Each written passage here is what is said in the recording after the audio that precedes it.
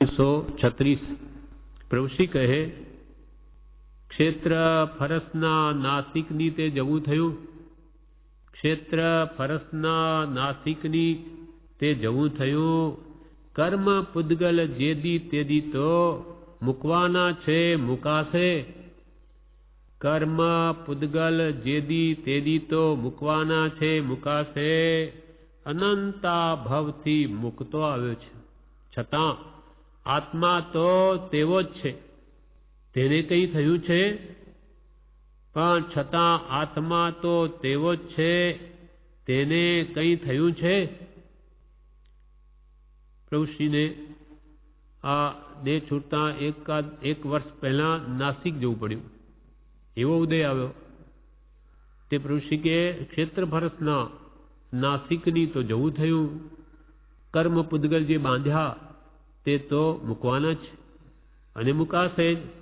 અનંતકાલથી આ જીવો નવા નવા બાંધ્યા કરે. જીવ કર્મને જૂના ખરતા જ રહે છે. સમય સમય સર્વ જીવોને નિર્જરા તો છે જ, આપણને છે, જ્ઞાનીઓની છે. જ્ઞાનીઓ જ્ઞાન ધ્યાનથી વિશેષ નિર્જરા કરે. અને જ્ઞાનીને આપણામાં અંતર આ છે કે જ્ઞાની સંભાવના બળે નવા કર્મ બાંધતા નથી કર્મના ઉદયમાં, જ્યારે આપણે રાગ દ્વેષથી નવા બાંધી લઈએ છીએ. એટલે આપણે આપણા સંસારનો અંત આવતો જ નથી. નવા જૂના ખરી રહ્યા, નવા પાછા બાંધ્યા જ કરે છે. હા, સર્વ મિથ્યાત્વ બરાબર છે. કેમ કે સમય સમયે અનંત પૂદગલ પરમાણુથી તો ઓછા ગ્રહણ કરતો નથી. આવી મિથ્યા દ્રષ્ટિની સ્થિતિ છે. એટલે મોટામાં મોટું પાપ જગતમાં કયું? મિથ્યાત્વ. અને એને તોડવા માટે પ્રભુ કે પ્રભુ શ્રદ્ધા કરો, શ્રદ્ધા પરમ દુલ્હા. અને મિથ્યાત્વ તૂટે તો જ થાય. જેટલા પ્રમાણમાં દર્શનમો માર્ગ આપે, મિથ્યાત્વ મન થાય, તેટલા પ્રમાણમાં જ એને આત્માની શ્રદ્ધા થાય છે. કે સાચા સત્પુરુષની શ્રદ્ધા થાય, કે છ પદની થાય, અને એનો મિથ્યાત્વ નાશ પામે છે. અને એમાં મુખ્ય કારણ સત્પુરુષનો બોધ છે. હણે બોધ વિતરાગતા અચૂક ઉપાય. અચૂક રામબાણ ઉપાય આ મિથ્યાત્વને અણવાનો શું? તો કે સત્પુરુષનો બોધ, એને આપેલી સમજ, એનાથી અનાદિકાળની મિથ્યા ભ્રાંતિઓ ટળી જાય છે. દેહમાં આત્મબુદ્ધિ વગેરે બધું જ ટળી જાય. ક્ષેત્ર ફરસના નાસિકની તે જવું થયું. કર્મ પુદ્ગલ જેદી તેદી મુકાવાના છે મુકાશે. અનંતા ભવથી મુક્તો આવ્યો છે, છતાં આત્મા તો તેવો જ છે. અનંતકાળનું પરિભ્રમણ થવા છતાં આત્માનો એક પ્રદેશ પણ ઘસાયો નથી. આત્મા તો તેવોનો તેવો જ છે. તેને કંઈ થયું છે? કે આત્માને કંઈ થયું છે? કર્મ તો અનંતા ગ્રહણ કર્યા અને મુકાઈ ગયા, પણ આત્મા મુકાયો એ તો તેનો તે જ છે. અનંતકાળ પહેલા હતો તેનો તે જ આજે છે. મનુષ્ય ભાવ દુર્લભ છે. તેમાં એક સત્સંગ અને સત્પુરુષનો બોધ એ બે જોઈએ. પ્રભુશ્રી કહે મનુષ્ય ભાવ અત્યંત દુર્લભ છે. તેમાં એક સત્સંગ અને સત્પુરુષનો બોધ એ બે જોઈએ. આ બે પ્રભુશ્રી કે ખાસ રાખજો. જો આત્મકલ્યાણ કરવું હોય તો સત્સંગ અને સત્પુરુષનો બોધ એ બે રાખજો. તો કંઈ ફિકર નહીં. સત્સંગમાં નિવાસ કરો અને સત્પુરુષના બોધમાં રમો તો કે કાંઈ ફિકર નહીં. ઋષિ કહે મનુષ્ય ભાવ દુર્લભ છે. તેમાં એક સત્સંગ અને સત્પુરુષનો બોધ એ બે જોઈએ તો કંઈ ફિકર નહીં. ફિકર કા ફાકા ભર્યા તાકા નામ ફકીર. ફિકરના ફાકા જેને મારી દીધા તે જ ખરેખર ફકીર છે. આત્મા શું છે? આત્મા કેવો છે? હવે કંઈ ફિકર છે નહીં. દિવસ પણ થયા, અવસ્થા પણ થઈ. જન્મ મરણ એ વિકલ્પ જ ન કરવો. જન્મ મરણ તો વ્યવહાર છે. જન્મ મરણ હોય તોય શું, ન હોય તોય શું, એ તો કર્મ છે. આત્માને શું? આત્મા તો જુદો છે. નિશ્ચયથી આત્મા જેમ છે તેમ છે. તેમાં કઈ ભેદ પડ્યો છે? આવું છે તો પછી શું? કાંઈ નહીં. જેને જેમ થવાનું હશે તેમ થશે. જાવિદ રાખે રામ તાવિદ રહીએ. જે થવાનું છે નિશ્ચિત છે એમ વિચારી જેને ફિકરના ફાંકા મારી દીધા તેને પ્રશ્ન કે શું હવે ફિકર છે? આત્મા શું છે? આત્મા કેવો છે? હવે કાંઈ ફિકર છે નહીં. નાની દ્વારા આત્માની શ્રદ્ધા થઈ જાય કે એના નિત્યપણાની, તો એને કાંઈ ફિકર નથી. પોતાની નમે મૃત્યુ કુતો ભીતિ, મારું મરણ જ નથી તો મને ભય શાનો? એમ સત્પુરુષ પ્રત્યે શ્રદ્ધા આવે તો એના વચન ઉપર આવે અને એનો બધો ભય, બધી ફિકર ટળી જાય. પોતા વિશે પ્રભુશ્રી કહે, દિવસ પણ થયા, અવસ્થા પણ થઈ ગઈ, જન્મ મરણ એ વિકલ્પ જ ન કરવો. કેમ? તો કે આત્માને જન્મ પણ નથી અને આત્માને મરણ પણ નથી. તો મરણ કોનું? શરીરનું. શરીર જન્મ્યું, શરીર મરે. એટલે પ્રભુશ્રી કે હવે ભલે ને અવસ્થા થઈ, કોની થઈ? શરીર. આત્મા તો બાલા દીવ વય ત્રણનું જ્ઞાન એકને થાય. આત્મા તો એ નહીં જે બાલ્યાવસ્થામાં હતો, યુવાવયમાં હતો કે વૃદ્ધાવસ્થામાં, આત્મામાં કાંઈ ફેર પડ્યો નથી. શરીરમાં એ પૂદગલ પરમાણુ જે સમય સમયે એ વધે ઘટે કે એમાં શરીરમાં ફેરફાર થયો છે. એ વૃદ્ધાવસ્થા રૂપ હમણાં દેખાય તો એ તો નાશ પામવાનું જ સંયોગ થયો, માટે વિયોગ નિશ્ચિત છે. દિવસ પણ થયા, અવસ્થા પણ થઈ, જન્મ મરણ એ વિકલ્પ જ ન કરવો.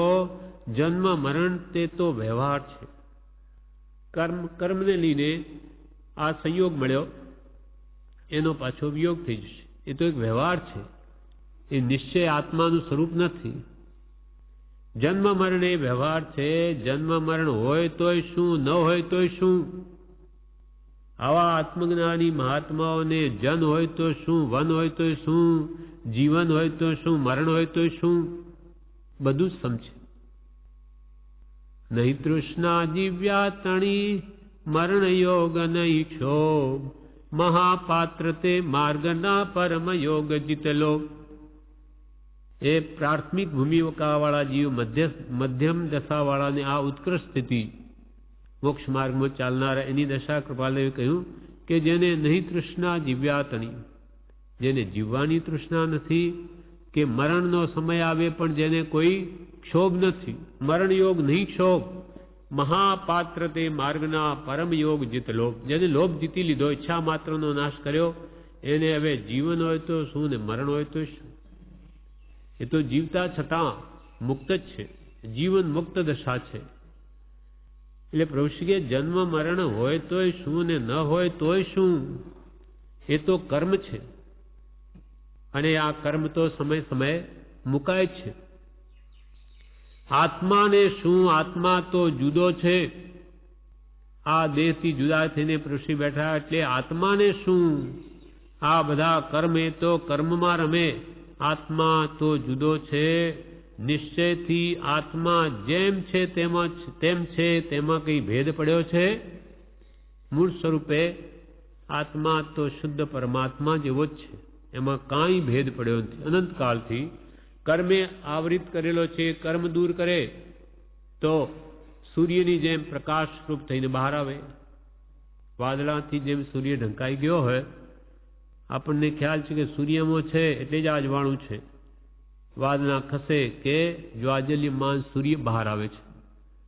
તેમ આપણો આત્મા અષ્ટકર્મથી આમાં ઢંકાયેલો છે. એ કર્મો જેમ જેમ દૂર થાય તેમ તેમ આત્માનું જે પ્રકાશ અને શક્તિઓ બહાર આવે છે. આત્મા તો જુદો છે. નિશ્ચયથી આત્મા જેમ છે તેમ છે, તેમાં કઈ ભેદ પડ્યો છે? એ તો વાદળા હોવાથી સૂર્ય તો તેવોનો તેવો જ છે. આવું છે તો પછી શું? કંઈ નહીં.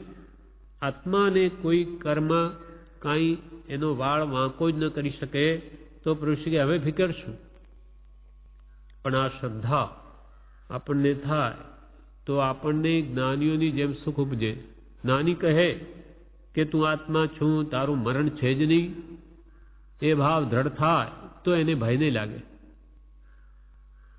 મળ્યા હોય તે સાંભરે ક્ષેત્ર ફરસના, આ જગા મળી તો આ, નાસિક તો નાસિક, હે પ્રભુ મુંબઈએ તો તોબા જુલમ કર્યો છે. કોણ જાણે ક્યાંથી એટલા બધા માણસો આવ્યા હશે સ્ટેશન ઉપર, પણ બધાને સમજણ ક્યાં.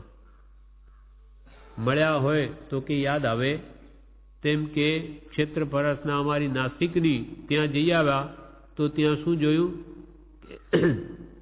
કે આ જગા એટલે આશ્રમ તો આશ્રમ મળ્યું તો આ, અને નાસિક તો નાસિક. જ્યાં જે પૂદગલ ફરસના નિશ્ચય ફરસેસ હોય, પણ મમતા સમતા ભાવ છે કર્મ બંધ ક્ષય હોય. નાનીઓને મમતા ભાવ નથી, મારા પણ એટલે જ ક્ષય છે. એટલે એવા મહાત્માઓ જન્મ હોય કે વનમાં હોય, આશ્રમમાં હોય કે નાસિકમાં હોય, એને તો બધું સમજે. આ જગા મળી તો આ, નાસિક મળી તો નાસિક, પણ હે પ્રભુ મુંબઈએ તો તોબા જુલમ કર્યો છે. કોણ જાણે ક્યાંથી એટલા બધા માણસો આવ્યા હશે સ્ટેશન ઉપર, પણ બધાને સમજણ ક્યાં. મુંબઈ થઈને આવ્યા હશે ત્યાં કે છે કે કેટલા બધા માણસો, પણ આ બિચારા બધાને સમજણ ક્યાં.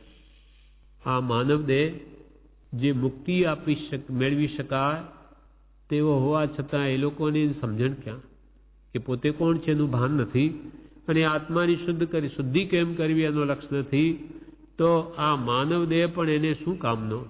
ઉડતી આ બુદ્ધિ વિશેષ પ્રપંચ કરાવીને વધારે દુર્ગતિમાં લઈ જશે. પણ આ બધાને સમજણ ક્યાં. સમજણ હોય તે હોય, સમજણ જ કામ કરે છે. સમજી લેવાનું છે, સમજી લેવાનું છે. સમજણ હોય તે હોય, એમને જેવી પોતાના કર્મ પ્રમાણે જેવી જોગવાઈ મળી તેવી સમજણ હોય, સમજણ જ કામ કરે છે. આત્મા સંબંધીનું જ્ઞાન એ સાચી સમજણ છે, અને સમજ સાર જ સંસારમાં સમજવું તાળે દોષ, સમજ કર જીવી ગયા અનંતા મોક્ષ. પોતાનું શું પારકો શું એ જેમ યથાર્થ તે સમજ મેળવીને જ બધા મુક્તિને પામ્યા છે. સમજણ જ કામ કરે છે, સમજી લેવાનું છે. પુરુષ કે હવે તમારે બધાને પણ તું પોતે કોણ છે અને તારા સંગ પ્રસંગમાં આવેલા આ બધા કોણ છે એ રાખું કે એ પરહરું, આ સમજી લેવાનું છે. હે ભગવાન હું શું કરું, હું તો થાક્યો, હું કંઈ જ જાણતો નથી, ગુરુનો જ પ્રતાપ છે, તેથી કદાચ દુઃખ હોય તોય શું, તે ન હોય તોય શું, સમજણ જોઈએ. હે ભગવાન હું કંઈ જ જાણતો નથી, એક વિઠ્ઠલ વરને વરીએ બસ થઈ રહ્યું, તે જે છે તે છે. પુરુષ કે હે ભગવાન એવા ભાવ કરવા કે હું શું કરું, હું તો થાક્યો, કેમ કે અનંત કાળથી હું સંસારમાં છું, છતાં ચાર ગતિના દુઃખથી હું છૂટી શક્યો નથી. જન્મ જરા મરણના દુઃખોથી કે ત્રિવિધ તાપથી બચી શક્યો નથી. તો એ ભગવાન હું તો થાક્યો, હું કંઈ જ જાણતો નથી. મોક્ષનો યથાર્થ માર્ગ એ તો ગુરુનો જ પ્રતાપ છે કે બતાવે. અકેલી ગુરુ के हाथ नहीं भाव पावेंगे भेद वेद में. એટલે સત્પુરુષ જ કોઈ એને કૃપા કરીને મોક્ષનો માર્ગ બતાવે તો જ મળી શકે. ગુરુનો જ પ્રતાપ છે, તેથી કદાચ દુઃખ હોય તોય શું. ગુરુની પ્રતાપે પ્રભુશ્રીને એવી શક્તિઓ પ્રગટી છે. જેમ કે જૂનાગઢમાં હતા, પ્રભુશ્રી ત્યાંથી એક પત્ર લખ્યો કે પૂર્વ ભવ જણાય છે, સિદ્ધિઓ છે, આનંદ વર્તે છે, પણ એક જ શ્રદ્ધાથી, એક પરમ કૃપાળની કૃપાથી, એના પ્રતાપે બધું જ છે. પરમ શાંતિ છે, પૂર્વ ભાવ પણ જણાય છે, લબ્ધિ સિદ્ધિઓ વગેરે પણ છે, અને આનંદ આનંદ વર્તે છે, પણ એક જ શ્રદ્ધાથી. આ બધી એક પરમ કૃપાળુ દેવની શ્રદ્ધાનું આ બળ છે. એટલે ગુરુનો જ પ્રતાપ છે. તેથી કદાચ દુઃખ હોય તોય શું અને ન હોય તોય શું, કેવી સમ દ્રષ્ટિ આવી ગઈ છે. દુઃખ હોય તો એ દુઃખ જવા માટે આવે, અને ન હોય તો આત્મા સુખી જ છે. સુખ એનો સ્વભાવ જ છે. તેથી ગુરુનો જ પ્રતાપ છે, એટલે ગુરુની કૃપા છે અમારા ઉપર. પ્રભુશ્રી કહે તેથી કદાચ દુઃખ હોય તોય શું, ન હોય તોય શું, સમજણ જોઈએ. અને એ સમજણ કૃપાળદેવને આપી છે, ગુરુગમ આપી છે. સમજણ જોઈએ. હે ભગવાન, હું કંઈ જ જાણતો નથી. એક વિઠ્ઠલ વરને વરીએ બસ થઈ રહ્યું. આ કરો. પ્રભુ કે હે ભગવાન, હું કંઈ જાણતો નથી. એક વિઠ્ઠલ વરને વરીએ, સત્પુરુષનું શરણ લઈએ, એને માથે રાખીએ, એ કહે એમ કરીએ તો બસ થઈ રહ્યું. પોતાનું ડાપણ મૂકી ગુરુ આજ્ઞાએ જે બતાવે કર્યા કરે તો બસ પ્રભુ કે થઈ રહ્યું. કેમ કે આણાએ ધમ્મો આણાએ તવો. આજ્ઞાનું આરાધન એ ધર્મ છે. આજ્ઞાનું આરાધન એ મોક્ષ તપ છે. આવો સાચો મોક્ષ માર્ગ ને જાણનાર આવો ભૂમિઓ મળી ગયો, પછી ફિકર શું? ભયંકર જંગલમાં આપણે ભૂલા પડી ગયા હોઈએ ને ત્યાં કોઈ માર્ગને જાણકાર મળી આવે તો સાચો, તો શાંતિ વળી જાય. નહીં તો થાય કે હવે હું ક્યાં જઈશ? ચારે બાજુ આ હરિયાળી દેખાય, કઈ બાજુ રસ્તો કાંઈ ખબર પડતી નથી. હવે અહીંયા રાત્રે કઈ વાઘ સિંહ કઈ આવ્યા, શું દશા થશે? પણ ત્યાં કોઈ એવો ભલે ભીલનો છોકરો પણ મળી ગયો અને એ કે હું તમને રસ્તો બતાવું, તો એકદમ શાંતિ મળી જાય કે હાશ, હવે બચી ગયા, હવે કોઈ ફિકર નથી. એ જેમ બતાવે એમ ચાલ્યા કરો, આપણે રાજમાર્ગ પર પહોંચી જઈશું. તેમ આપણને સંસાર રૂપી ભયંકર જંગલમાં આપણે ભૂલા પડ્યા છીએ, અને આવા પરમ કૃપાળુ દેવ જેવા સાચા મોક્ષ માર્ગને જાણનાર ભૂમિયા મળી ગયા. હવે માન્ય કરી લઈએ કે બતાવે એ માર્ગ સાચો જ હોય, સાચો જ છે, બસ તો પછી ફિકર શું? એ કેમ ચાલ્યા કરો તો ઠેઠ રાજમાર્ગ વિતરાગ મૂળ માર્ગ સુધી પહોંચાડી દેશે.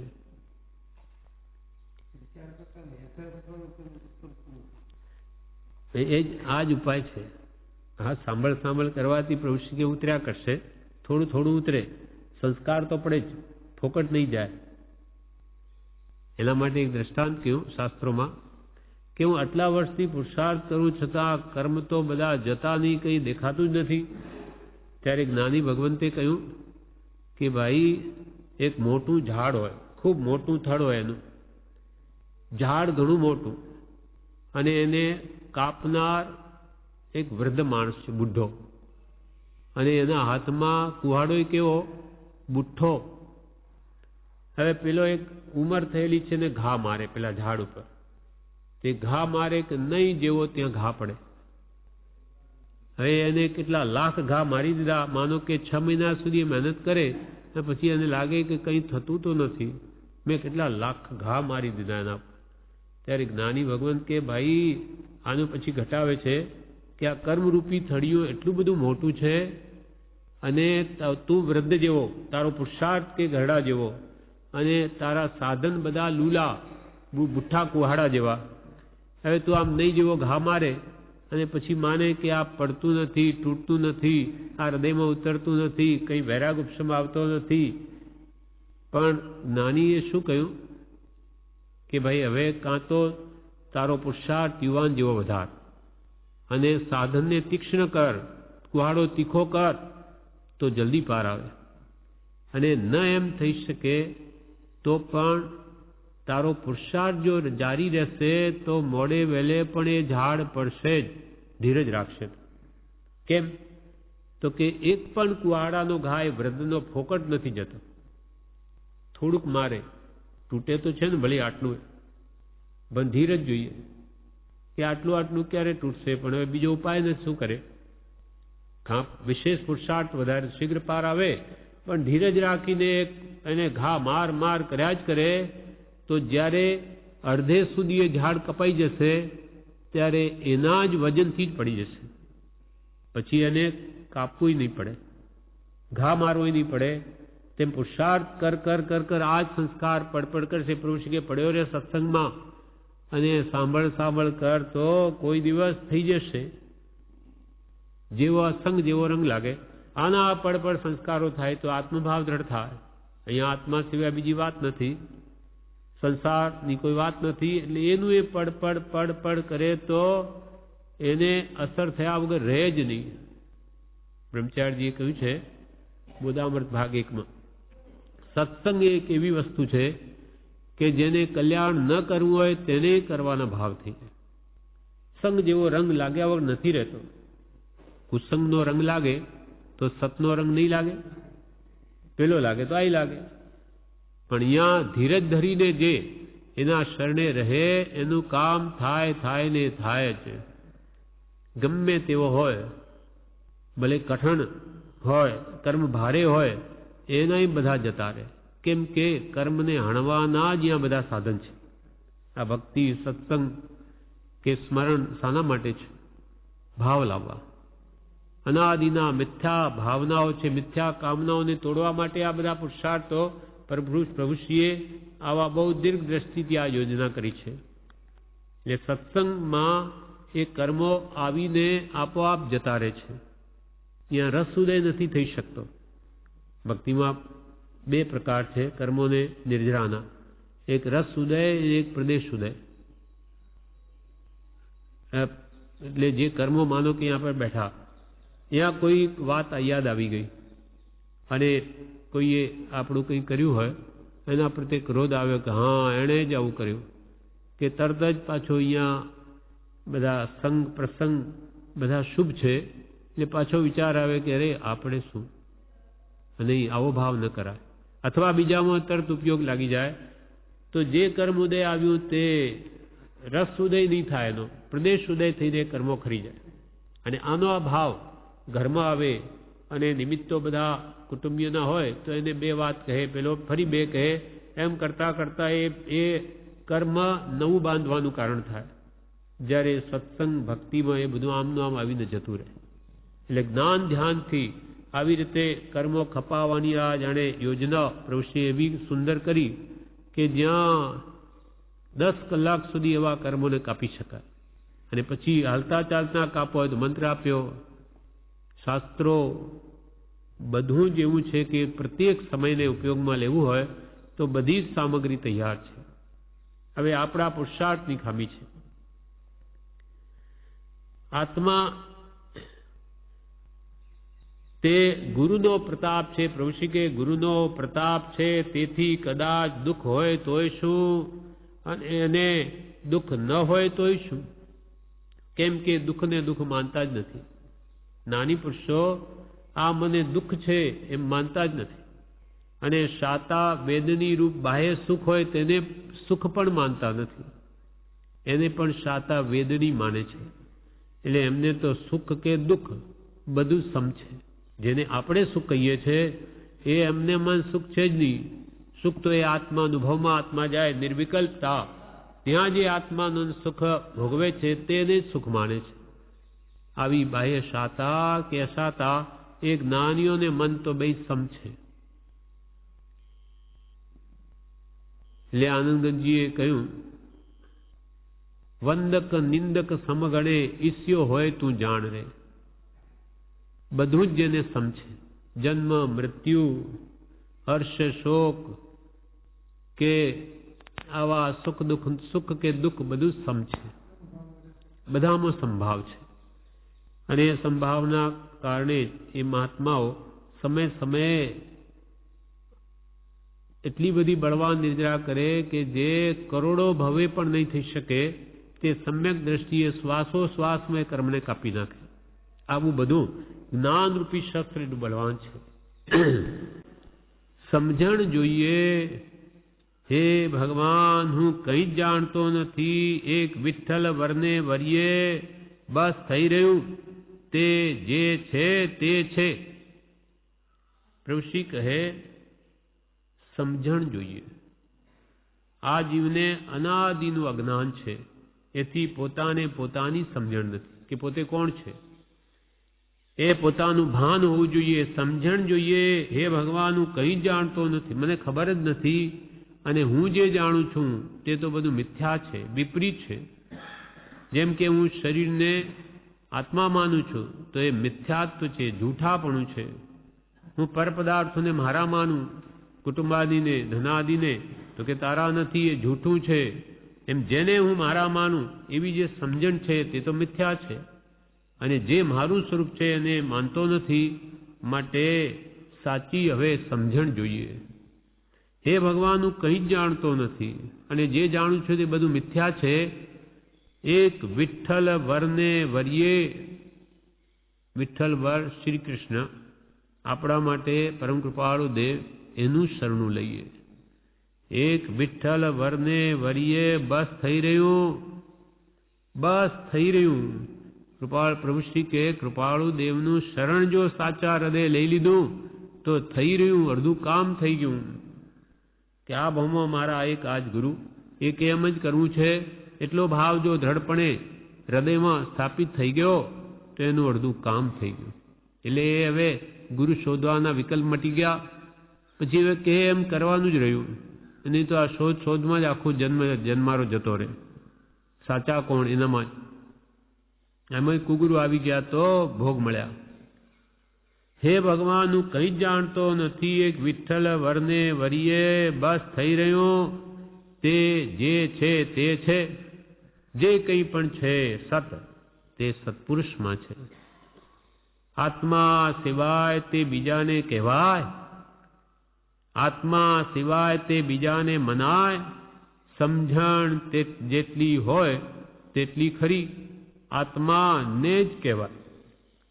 આત્મા સિવાય બીજા કોને કહેવાય? પોતે આત્મા છે તો કહી શકે છે, અને સામે પણ આત્મા હોય તો એને કહેવાય. કે જડને શું કે? આત્મા સિવાય તે બીજાને કહેવાય, આત્મા સિવાય તે બીજાને મનાય. સમજણ જેટલી હોય તેટલી ખરી, જેટલી આત્માની સમજણ થઈ હોય સાચી તેટલી ખરી, આત્માને જ કહેવાય. બીજાને કહેવાય કે મનાય, આત્મા સિવાય બીજાને કહેવાય કે મનાય. સુજે તેટલો ક્ષોભક્ષમ હોય પણ તેમાંય ભેદ, ક્ષોભક્ષમથી ખબર પડે. કે ગમે એટલો ક્ષોભક્ષમ હોય એમાંય ભેદ છે. એ સમ્યક પ્રકારે એનો ક્ષોભક્ષમ પરિણમવો અતિ દુષ્કર છે. અહંકાર આવી જાય, કાં કોઈ વિપરીત માર્ગે ચડી જાય, ક્ષોભક્ષમને લીધે શુષ્ક જ્ઞાની બની જાય. એટલે સુજે તેટલો ક્ષોભક્ષમ હોય પણ તેમાંય ભેદ, ક્ષોભક્ષમથી આત્માની ખબર પડે. માત્ર ક્ષોભક્ષમથી આત્મા ન ઓળખાય. એ તો જ્ઞાનાવરણીય કર્મનો ક્ષોભક્ષમ છે. તેથી શાસ્ત્ર જ્ઞાન થઈ જાય, બોલતા આવડી જાય, પણ મોહનીય કર્મની જો મંદતા ન થાય, દર્શન મોહનીની, તો એને સમ્યક દર્શન ન થાય, આત્મજ્ઞાન નહીં થાય. અને આત્મજ્ઞાન ન થાય તો સંસારનો અંત જ ના આવે. કોઈ કાળે એ સંસારથી છૂટી શકે નહીં. ક્ષોભક્ષમથી ખબર પડે, આત્માની ખબર પડે. માત્ર ક્ષોભક્ષમથી, ક્ષોભક્ષમ તે આત્મા ન હોય, ક્ષયોભક્ષમ તે આત્મા ન હોય તેને આત્મા માની બેસે છે. કોઈ વધારે બોલતા આવડે તો કે ઓહો આ તો જ્ઞાની છે. એમ લૌકિકમાં વધારે જાણતો એને જ્ઞાની કહે, જ્યારે જ્ઞાની તો આત્મજ્ઞાન હોય તે કહેવાય. ક્ષોભક્ષમ એટલે જ્ઞાની થઈ ગયો એમ ન કહેવાય. એ તો પ્રભુશ્રી આગળ કે છે એને જ્ઞાની ન કહેવાય, પણ એ આત્મા નોય. એ તો ઢીંગલા ઢીંગલીની રમત, ઢીંગલા ઢીંગલીની રમત. ચાર જણા બેસીને ચર્ચા કરે ખૂબ તત્વની, જાણે કે મહાપંડિત બની ગયા હોય, પણ અંદરમાં કાંઈ અનુભૂતિ નહીં કે તે પ્રમાણે વર્તવાનો યથાર્થ ભાવ પણ નહીં. તો પ્રભુશ્રી કે પ્રભુ બહુ ઓઢી, અહીંયા પ્રભુશ્રીની સામે પણ ચર્ચા થતી, આવા ક્ષોભક્ષમીઓ હતા. એટલે એક વચન આવે કે એટલી ચર્ચા ચલાવે કે આખી ભક્તિ પૂરી કરી દે. પ્રભુશ્રી કોઈ વાર કહે પ્રભુ ઓઢી પહેરીને વાત કરી, પણ તુમડીમાં કાંકરા. ગમે એટલી આવી વાત કરો પણ અનુભવ છે કાંઈ જ નહીં. તુમડીમાં કાંકરા છે. આ બધું લુખું છે. અને જ્ઞાની એક શબ્દ પણ કહે તો આત્માને સ્પર્શીને નીકળેલી વાણી સામાના હૃદયમાં સોંસરી ઉતરી જાય. અને પેલો ઘણી ચોપડીને વાત કરે, અનેક દ્રષ્ટાંત વડે કે ક્ષોભશમથી, તર્કથી તે પણ ફોક જાય. સુજે તેટલો ક્ષોભશમ હોય પણ તેમાં ભેદ ક્ષોભશમથી ખબર પડે. ક્ષોભશમથી આત્મા ન હોય તેને આત્મા માની બેસે છે. તે તો બધા સંજોગો આત્મા નોય ઢીંગલા ઢીંગલી રમત. કેમ કે અનંતવાર શાસ્ત્ર શ્રવણ, અનંતવાર વિદ્યાભ્યાસ, અનંતવાર આચાર્યપણું પ્રાપ્ત થયું, પણ સત મળ્યા નથી કે સત સુણ્યું નથી, સત સધ્યું નથી. અને મળીએ સુણીએ એ શ્રદ્ધે જ છૂટવાની વાર્તાનો આત્માથી ભણકાર થશે. શ્રદ્ધા ન થાય શું કામનું? શ્રદ્ધા કરવાના કારણો છે. એ વડે શ્રદ્ધા ન થાય અને પોતાને માની બેસે કે આપણને બધી ખબર પડી ગઈ, અને બીજાને વાત કરી રાજી થાય તો પોતે રહી જાય. દિયા તલે અંધેરા, દીવો બીજાને પ્રકાશ આપવા જાય, પોતાની તળિયે નીચે અંધારું જ છે. તે પોતે માની બે કે આપણે તો બસ વાંચીએ છીએ, વિચારીએ છીએ, પણ જીવનમાં કંઈ પરિવર્તન, રાગદ્વેષ ઘટ્યા, કશાયો ઘટ્યા, મોહ ઓછો થયો એ તો નહીં. તો આવું તો અનંતવાર કર્યું છે. અને એથી પાછું માન મોટાઈનો લક્ષ થઈ ગયો તો એ જ શાસ્ત્ર એને શસ્ત્રરૂપ થઈ પડે. ગુરુગમ વીણ સૌ શાસ્ત્રો શસ્ત્રો અપાત્ર ને દુઃખદાયી. ગુરુગમ વીણ સહુ શાસ્ત્રો શસ્ત્રો અપાત્ર ને દુઃખદાયી. સુપાત્ર ને આધાર પરમ છે, સુપાત્ર ને આધાર પરમ છે. ગુરુવીર હે સુખદાયી. અહો હો પરમ શ્રુત ઉપકાર ભવીને શ્રુત પરમ આધાર. અહો હો શ્રુત પરમ ઉપકાર ભવીને શ્રુત પરમ આધાર છે. પણ ક્યારે? ગુરુ વિરહે સુખદાયી. ગુરુનો વિરહ ત્યારે એ આધાર સુપાત્ર જીવને પરમ આધારરૂપ છે. બાકી તો અપાત્ર જીવને તો એ શાસ્ત્ર નથી, પણ એના માટે શસ્ત્ર છે. કેમ કે એ જાણી અહંકારમાં આવી જઈ પોતાને બીજાને કહીને પોતે ધન્ય માને અને પોતે કોરો રહી જાય. એટલે એનાથી ઉડતું માન પોષીને વધારે બંધાઈ જાય.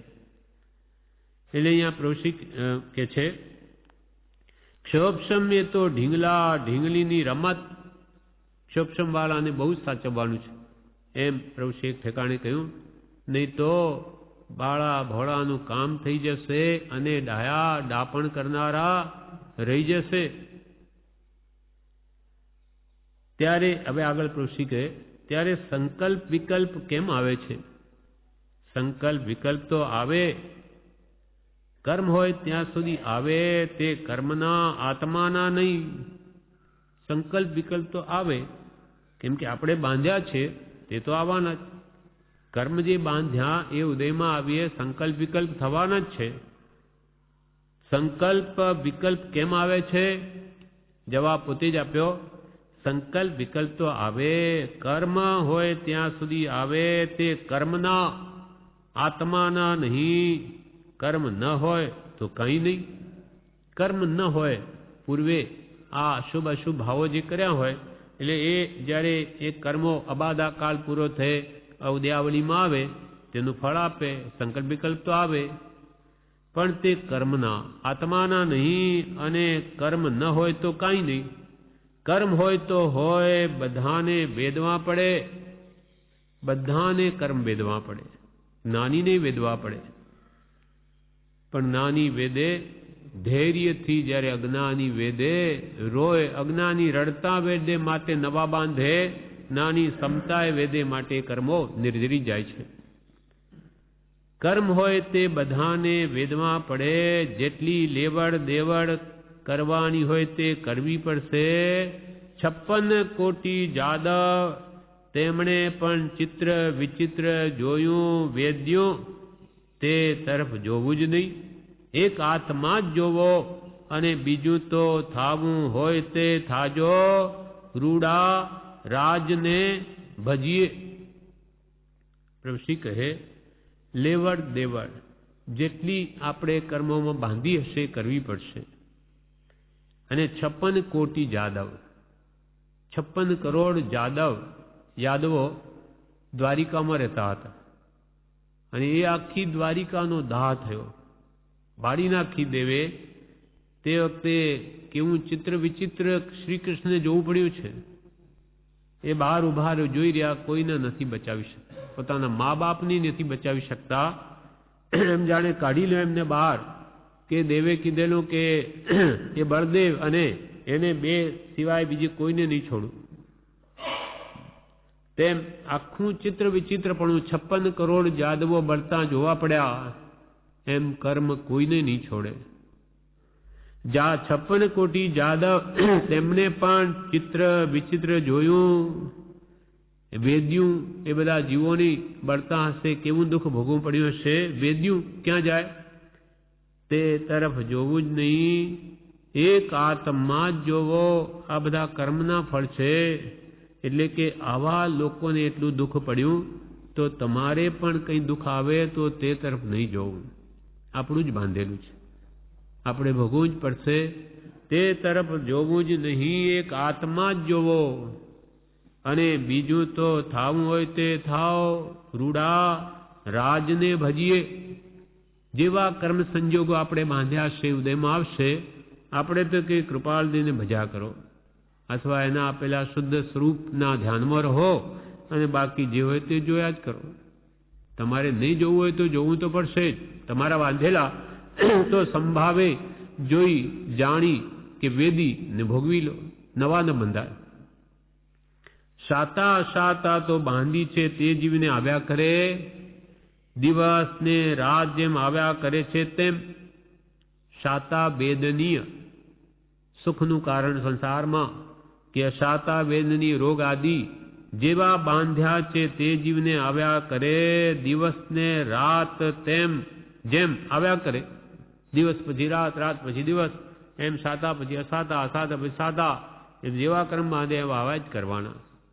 જેમ દિવસ તે દિવસ છે, દિવસ તે રાત નહીં, અને રાત તે દિવસ નહીં, તેમ શાતા અશાતા તે આત્મા નહીં, અને તે આત્મા તે શાતા અશાતા નહીં.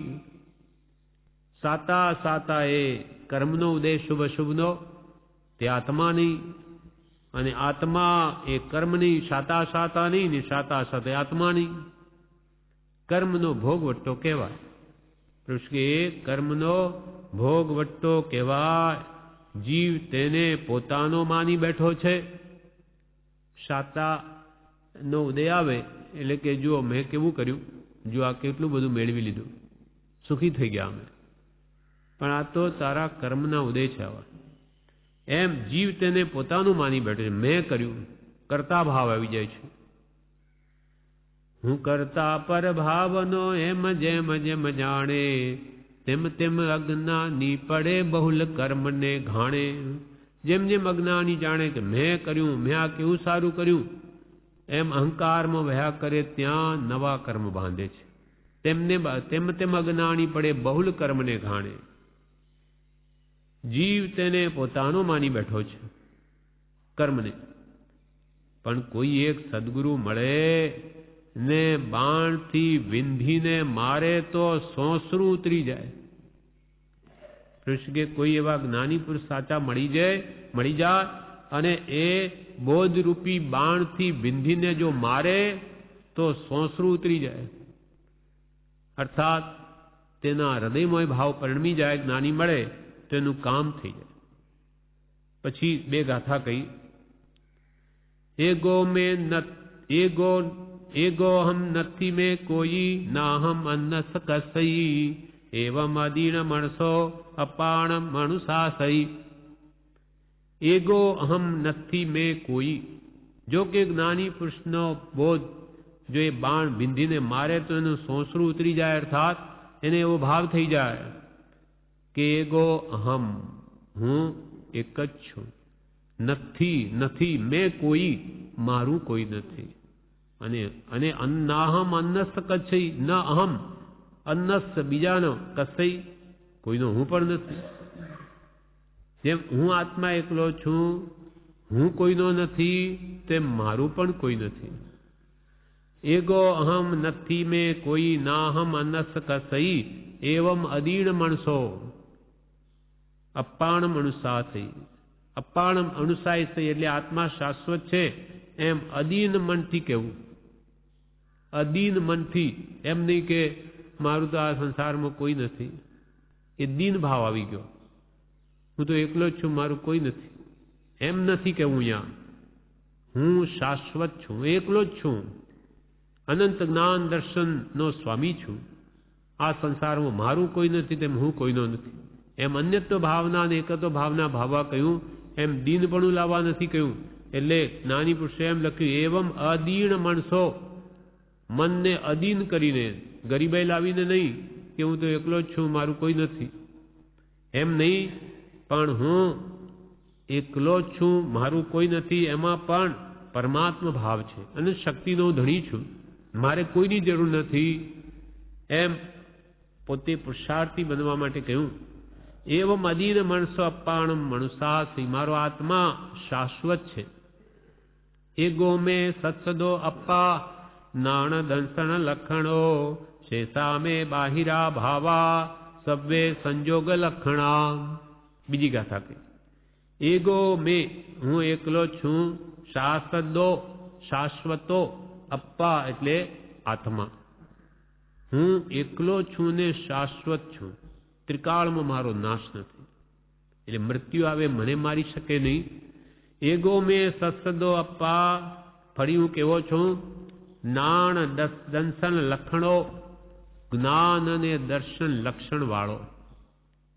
જાણ જાણ કરવું એ મારો સ્વભાવ છે, જો કરવું મારો સ્વભાવ છે. આત્મા જાણે જુએ એમાં કોઈ દોષ નથી, એનો સ્વભાવ છે. પણ જ્યાં જુએ ત્યાં સારું છે ખોટું છે. આ જ્યાં જાણપણું કે જોવાપણું છે ત્યાં રાગદ્વેષ થઈ જાય છે, ત્યાં બંધાઈ જાય છે. એટલે મારું તો જાણવું ને જોવું અને સ્વભાવમાં સ્થિર રહેવું, એમ જ્ઞાન દર્શન ચારિત્ર્ય આત્માનો સ્વભાવ છે. સ્વભાવ કોઈ કાળે ફરે નહીં. એગો મે સત્સદો અપ્પા નાણ દંસણ લખણો શેષા મે બાહિરા ભાવા, બીજા બધા ભાવો, શેષા એટલે બધા શેષ ભાવો, તે બાહિરા બહિર્ભાવ છે, મારા નથી. રાગ દ્વેષ કામ ક્રોધાદિ ભાવો એ બધા બહિર્ભાવ છે, વિભાવ છે, મારો સ્વભાવ નથી. શેષા મે બાહિરા ભાવા સબ્વે સંજોગ લક્ષણા, આ બધા સંજોગ લક્ષણ વાળા છે, સંયોગી ભાવો છે. સંયોગ થયો બધું મટી જશે, વિયોગ થઈ જવાનો. પણ હું જે છું જ્ઞાન દર્શન વાળો, એનો મને સંયોગ થયો નથી, મને આત્માનો સંયોગ થયો નથી, હું પોતે જ છું.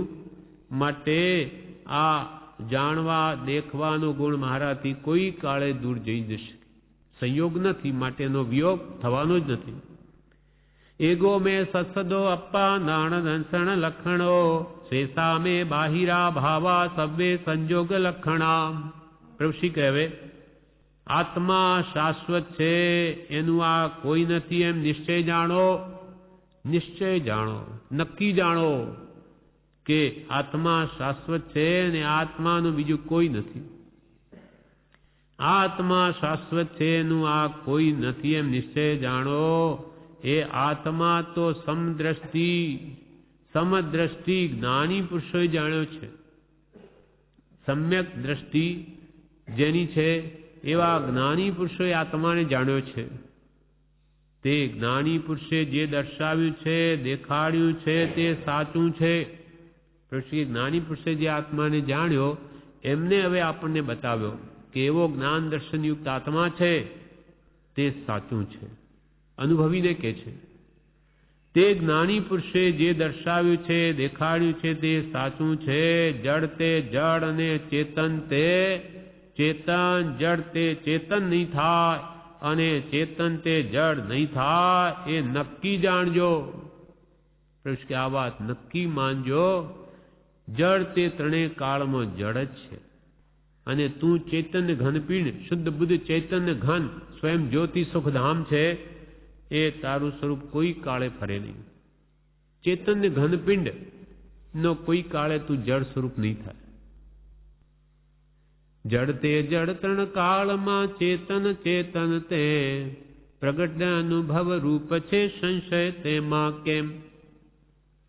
જડ તે જડ ને ચેતન તે ચેતન, જડ તે ચેતન નહીં થાય અને ચેતન તે જડ નહીં થાય નક્કી જાણજો. બધાય દાડા કાઢે છે, આટલા વર્ષ ગયા ને જાય છે, આત્મા તો છે તેવો જ છે. પુરુષ કે બધા દાડા કાઢે તેમ આટલા વર્ષ વીતી ગયા બધાના આપણા, પણ આત્મા તો તેનો તે જે બાલ્યાવસ્થામાં હતો એ જ યુવા વયમાં, એ જ વૃદ્ધાવસ્થામાં, એમાં કાંઈ ફરક પડ્યો નથી. બધાય દાડા કાઢે છે, આટલા વર્ષ ગયા ને જાય છે, આત્મા તો છે તેવો જ છે. આત્મામાંથી શું ઓછું વધતું થયું? પ્રશ્ન વિરામ. આત્મામાંથી શું ઓછું વધતું થયું? એક વાર કેટલી સમજણ જોઈએ. કે આત્મામાંથી કાંઈ ઘટ્યું નથી કે વધ્યું નથી. વાર કેટલી?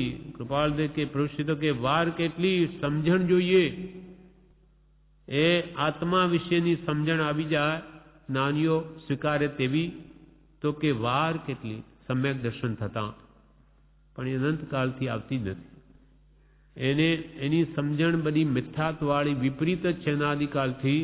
એ દેહમાં આત્મબુદ્ધિ તૂટતી જ નથી, માટે આત્મામાં આત્મબુદ્ધિ થતી નથી.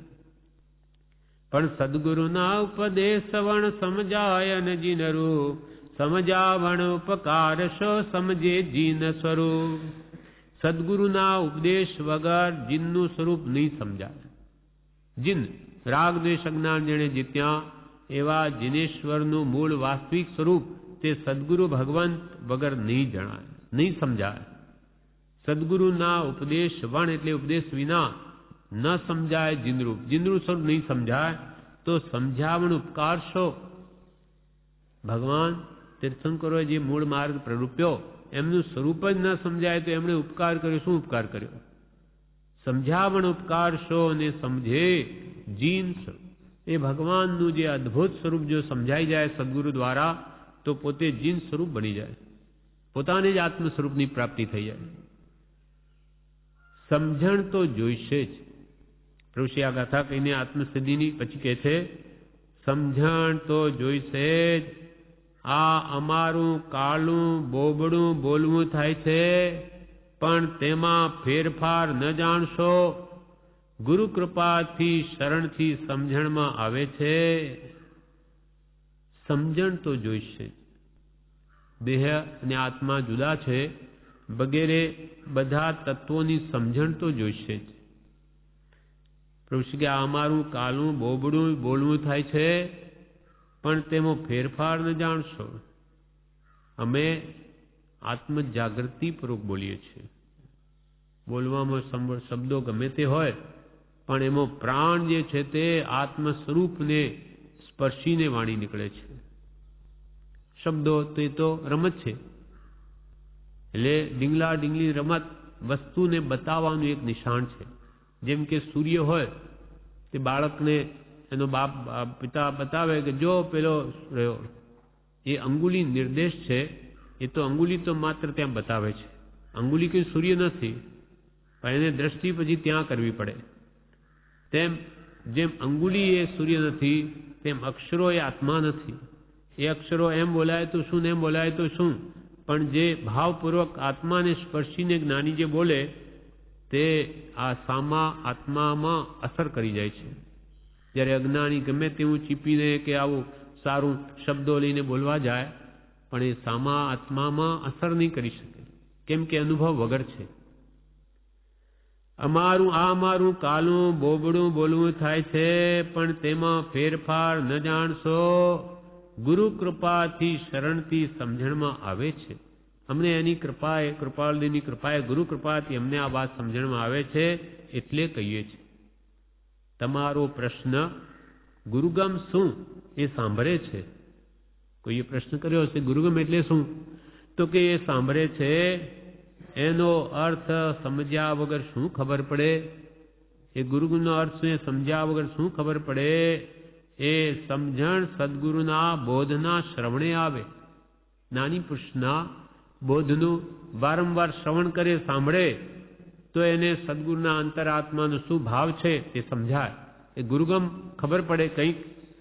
એને યોગ્યતા હવે ગુરુ આપી દેશે. એ સમજણ સદગુરુના બોધના શ્રવણે આવે. બોધ સાંભળે એને થાય, બોધ સાંભળે એને થાય કે ગુરુગમ શું હશે.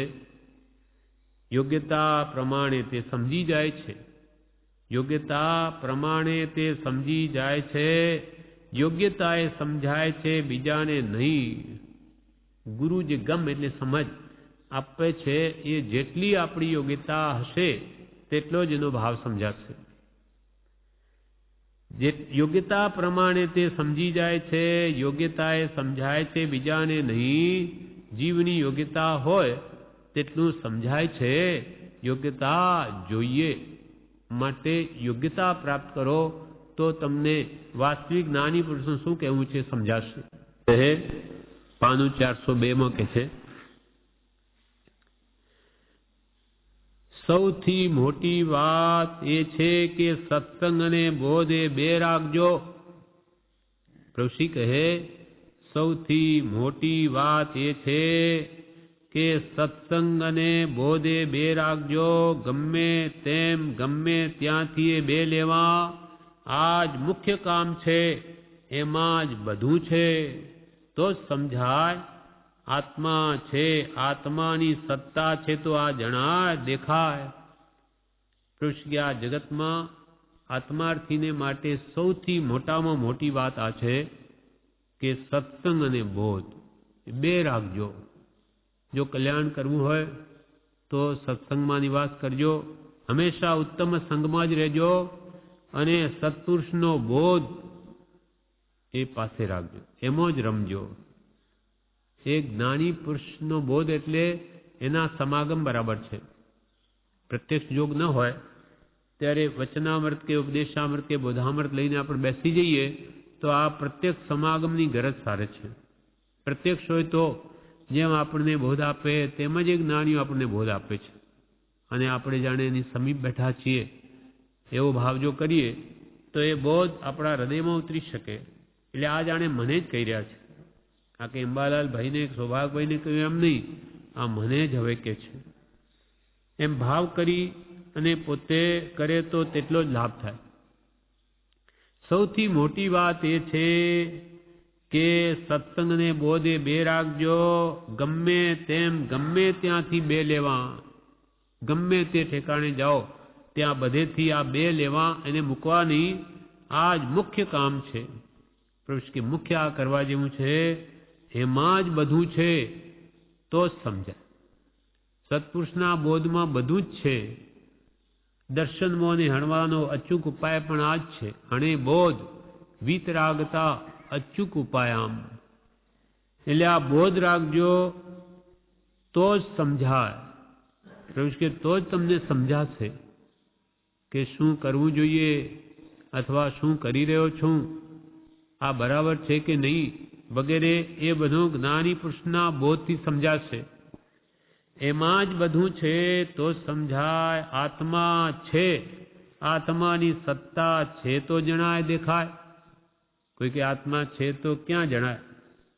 કે આ તમને જે બીજી વસ્તુઓ જણાય છે ને કે દેખાય છે ને એ સિદ્ધ કરી આપે છે કે આત્મા છે.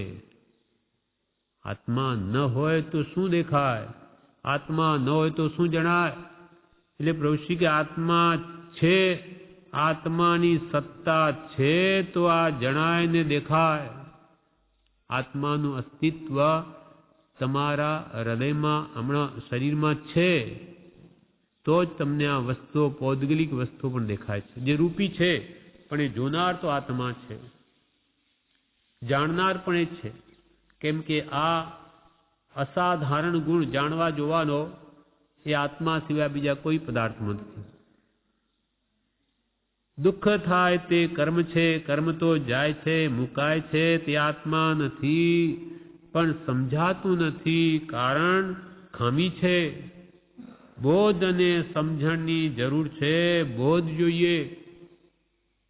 પ્રભુ શ્રી કે આપણને દુઃખ થાય, કોઈ જીવને ગમે નહીં, પણ એ કર્મ છે. કર્મ જેવા બાંધ્યા, કામો જેવા કર્યા તેનું આ ફળ છે.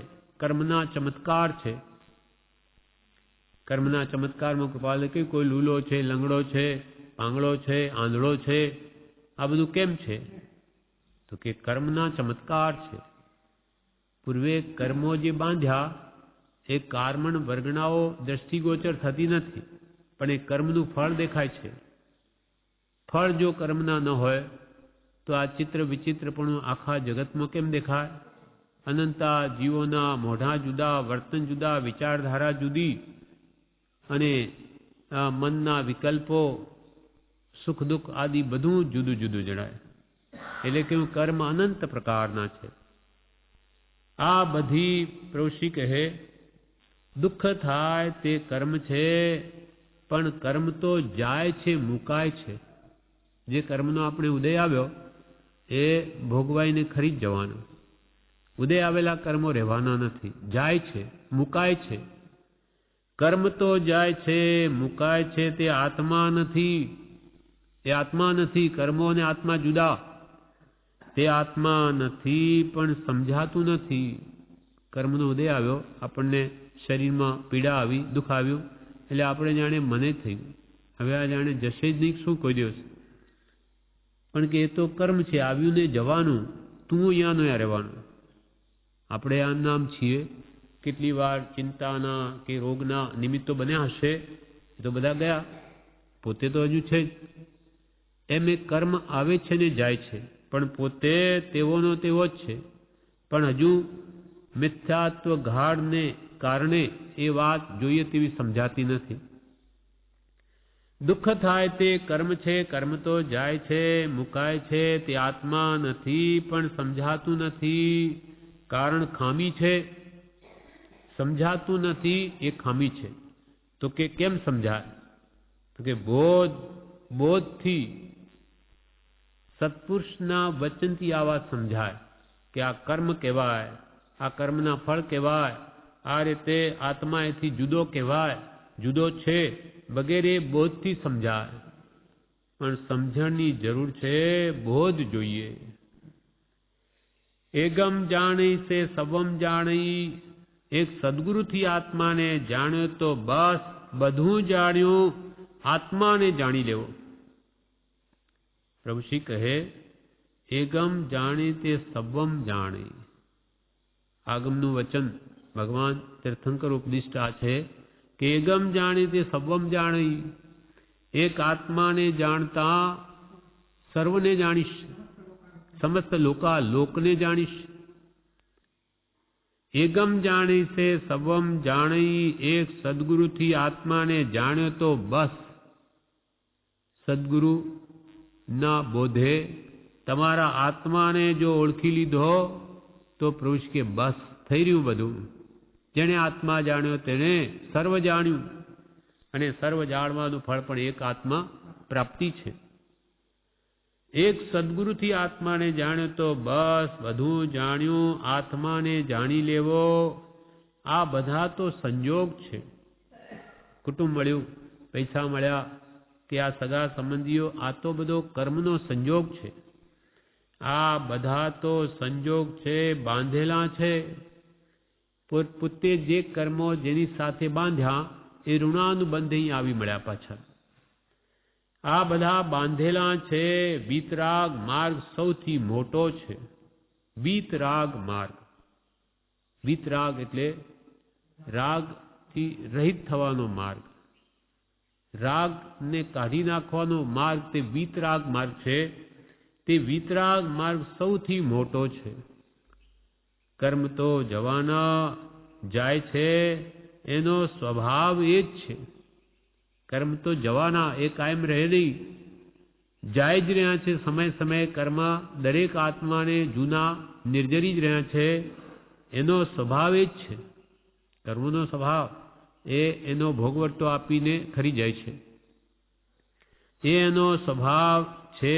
આત્મા તો શાશ્વત છે. એ આત્મા જાય નહીં. કર્મો આવીને જાય પણ આત્મા નહીં જાય. છે જ આપણે બેઠા છીએ, દરેકને કેટલા બધા ચિત્ર વિચિત્ર કર્મોના ઉદય દરેકને અનુભવ થયો. એ કર્મો ગયા, સુખના પ્રસંગો ગયા, દુઃખને ગયા, પણ પોતે તો હજુ એનો એ જ છે. એટલે પ્રભુશ્રી કહે એ બધા કર્મો જાય છે, આત્મા તો શાશ્વત છે, એ આત્મા જાય નહીં.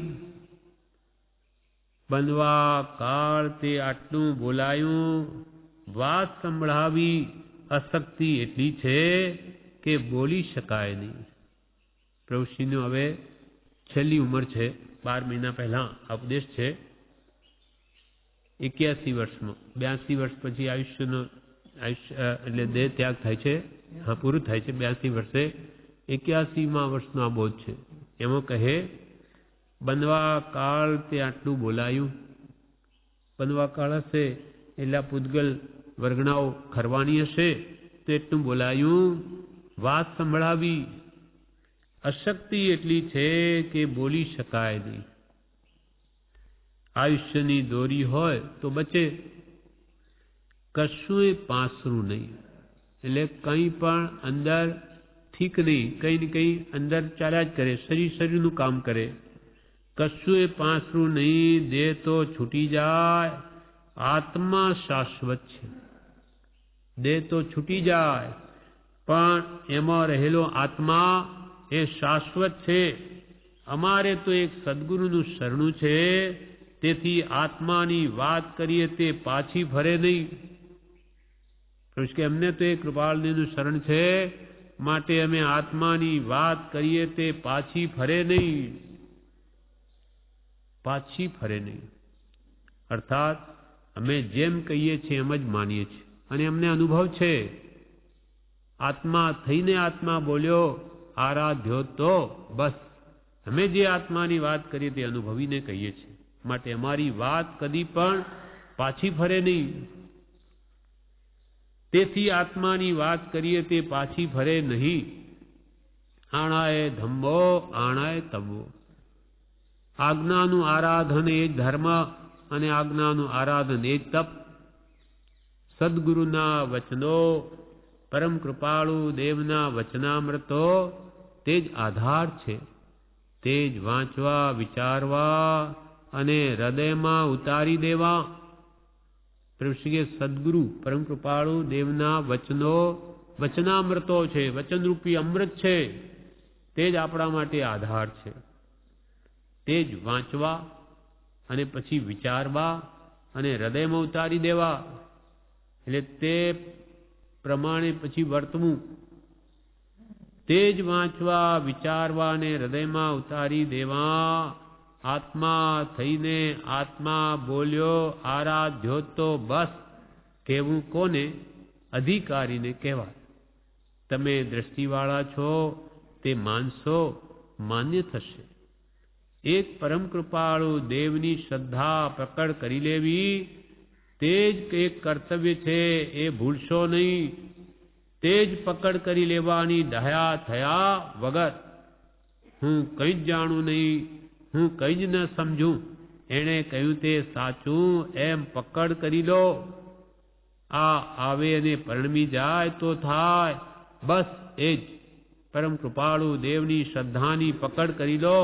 બીજું માનશો નહીં. બીજું તો પર છે, કર્મ છે, પર્યાય છે, આત્મા નથી. બધું મુકાશે, આ છોડશો નહીં. તમે બધા એકત્ર થઈ પરમ કૃપાળુ દેવના વચનામૃતો વાંચો, વિચારો. તે સત્સંગ છે, એ જ કર્તવ્ય છે. પ્રભુશ્રી કહે, આત્મા થઈને આત્મા બોલ્યો, આરાધ્યો તો બસ. એટલે પરમ કૃપા એટલે સમ્યક દ્રષ્ટિ. એમ લાગે છે કે સમ્યક દ્રષ્ટિ થઈને આત્માના ઉપયોગપૂર્વક બોલ્યો. સમ્યક દ્રષ્ટિ થઈને આત્માના ઉપયોગપૂર્વક બોલ્યો અને તેની આરાધના કરી તો બસ કેવળ જ્ઞાન થઈ જાય. આત્મા થઈને આત્મા બોલ્યો, આરાધ્યો તો બસ. પણ કેવું કોને? આ વાત કોને કેવી? કોણ સમજે એનો મર્મ રહસ્ય? કેવું કોને? અધિકારીને કહેવાય. યોગ્યતા એની જેની હોય એને આ વાતો કહેવાય અને એનો મર્મ સમજી શકે. તમે દ્રષ્ટિવાળા છો તે માનશો, માન્ય થશે. કૃપાળુ દેવ પ્રત્યે તમે દ્રષ્ટિવાળા છો, તમને એમના પ્રત્યે શ્રદ્ધા છે, તો તમે આ વાત માનશો તો માન્ય થશે. એક પરમ કૃપાળુ દેવની શ્રદ્ધા પકડ કરી લેવી. એક પરમ કૃપાળુ દેવ આ કાળમાં મારા ગુરુ છે, સર્વસ્વ છે, એવી દ્રઢ શ્રદ્ધા હૃદયમાં પકડ કરી લેવી, તે જ એક કર્તવ્ય છે. એ જ આ કરવા જેવું છે. શ્રદ્ધા પરમ દુલ્હા. શ્રદ્ધા જો થઈ ગઈ તો અડધું કામ થઈ ગયું. પછી તો આપણે કંઈ આપણા માટે કોઈ ગુરુ શોધવાની જરૂર નથી. મળી ગયા, હવે એના કયા પ્રમાણે ચાલવું છે. માર્ગનો ભૂમિયો મળી ગયો, માર્ગ બતાવનાર, એટલે મોટી ચિંતા ટળી ગઈ. હવે ભૂમિયો જેમ કહે તેમ ચાલવું છે. સંસાર રૂપી જંગલમાં ભૂલા પડ્યા હોઈએ, ત્યાં ભીલનો છોકરો મળે તો કેમ શાંતિ થાય? પછી એ બતાવે એમ ચાલ્યા કરવાનું, તો રાજમાર્ગ પર આવી જઈએ. તેમ અનંતકાળના પરિભ્રમણમાં આત્મા પમાડી શકે આત્મજ્ઞાન એવો કોઈ પુરુષ મળ્યો નહીં. મળ્યો તેનું માન્યું નહીં. હવે આ મળ્યા છે ભૂમિઓ, તો એના કહ્યા પ્રમાણે એની શ્રદ્ધા કરી લો પ્રભુ કે, અને પછી એના કહ્યા પ્રમાણે એની આજ્ઞા પ્રમાણે ચાલવા માંડો, તો તમે ઠેઠ મોક્ષ સુધી પહોંચી જશો. એક પરમ કૃપાળુ દેવની શ્રદ્ધા પકડ કરી લેવી, તે જે કર્તવ્ય છે ભૂલશો નહીં. તે જ પકડ કરી લેવાની, ડાયા થયા વગર.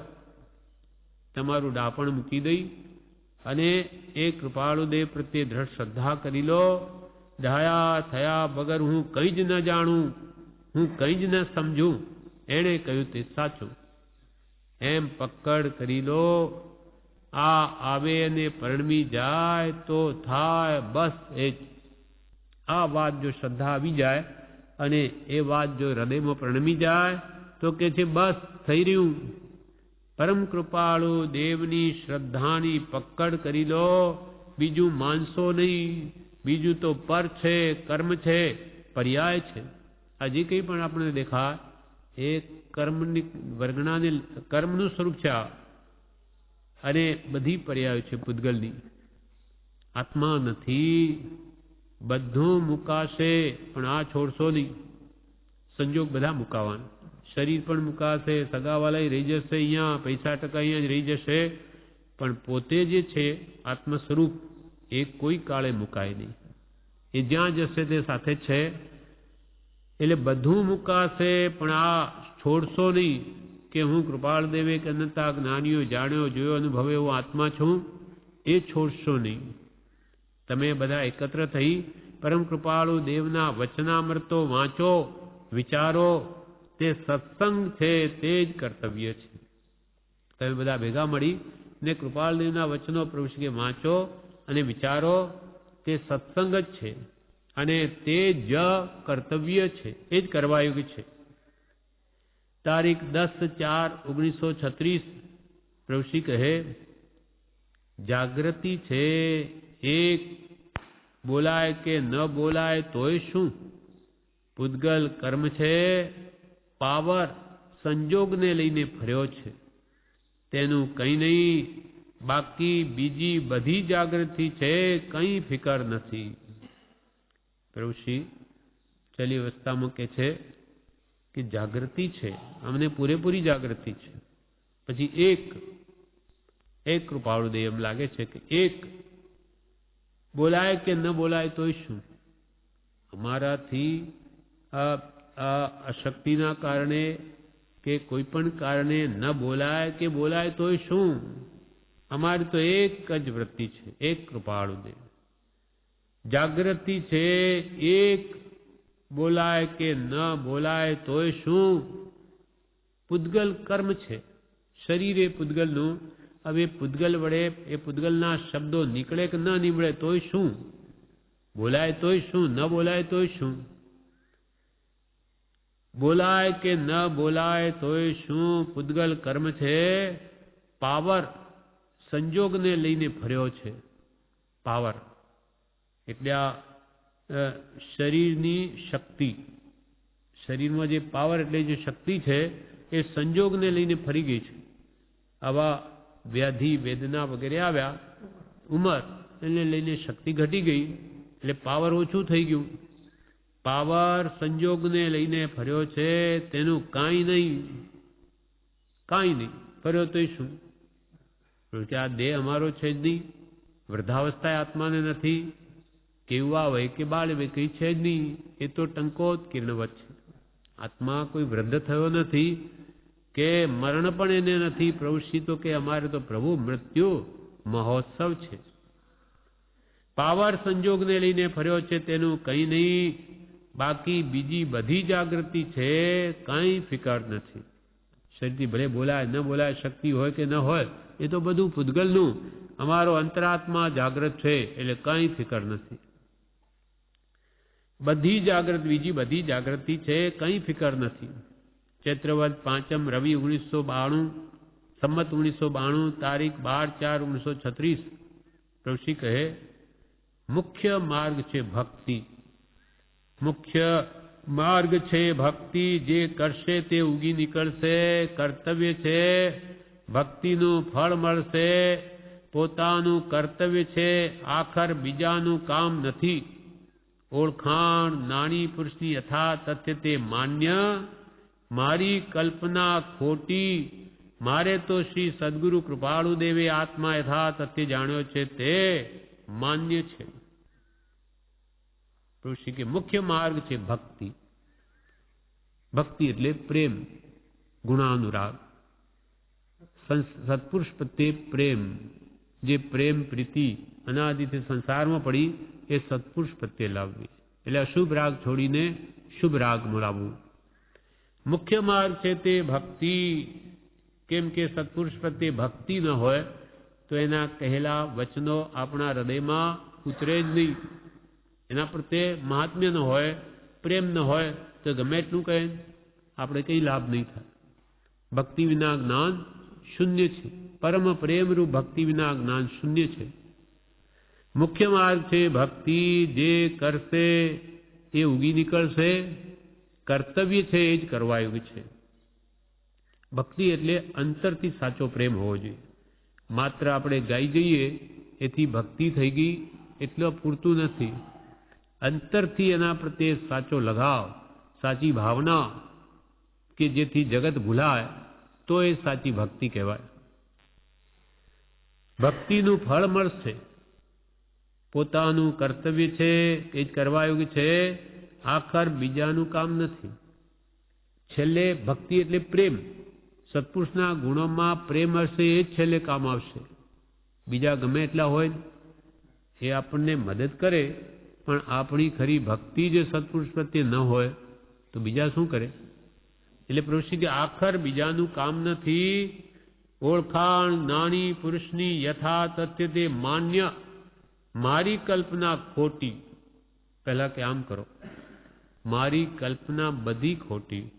દેહમાં આત્મબુદ્ધિ ખોટી કે પર પદાર્થમાં મારાપણું ખોટું. પણ નાની પુરુષની જે માન્યતા છે આત્મામાં આત્મબુદ્ધિ તે જ સત્ય. ઓળખાણ નાની પુરુષની યથા તથ્ય તે માન્ય. મારી કલ્પના ખોટી. મારે તો શ્રી સદગુરુ કૃપાળુ દેવે આત્મા યથા તથ્ય જાણ્યો છે તે માન્ય છે. મેં જાણ્યો નથી, પણ કૃપાળુ દેવે જેવો આત્મા જાણ્યો, સમ્યક જ્ઞાન જોયો, સમ્યક દર્શન અનુભવ્યો, સમ્યક ચારિત્ર, તેવો મારો આત્મા છે, રત્નત્રયથી યુક્ત. તે મને માન્ય છે. તેમણે આત્મા જાણ્યો છે. તે કોઈની કૃપા દ્રષ્ટિ થઈ તેણે જણાવ્યો. પ્રભુશ્રીની કૃપા દ્રષ્ટિ થઈ. એમણે જણાવ્યો કે આ પુરુષનો જે શુદ્ધ આત્મા છે તેને માનો, તેવો તમારો આત્મા. તે કોઈની કૃપા દ્રષ્ટિ થઈ તેણે જણાવ્યો. તે જાણ્યો તો યથા તથ્ય છે, તે વગર બીજું છે નહીં. જેને આત્માને જાણ્યો બસ બધું યથા તથ્ય છે, જેમ છે તેમ છે, તે વગર બીજું છે નહીં. મૂળ વાત વસ્તુ આત્મા ભાવના. જેમ બને તેમ રાગ દ્વેષ કર્તવ્ય નથી. મૂળ વાત છે આત્મા. મૂળ વાત વસ્તુ આત્મા ભાવના. એટલે આત્માની જ ભાવના કરવા જેવી છે, બીજી નહીં. મુખ્ય મૂળ વાત વસ્તુ આત્મા ભાવના એટલે આત્મ ભાવના. જેમ બને તેમ રાગ દ્વેષ કર્તવ્ય નથી. જેટલું બની શકે એટલા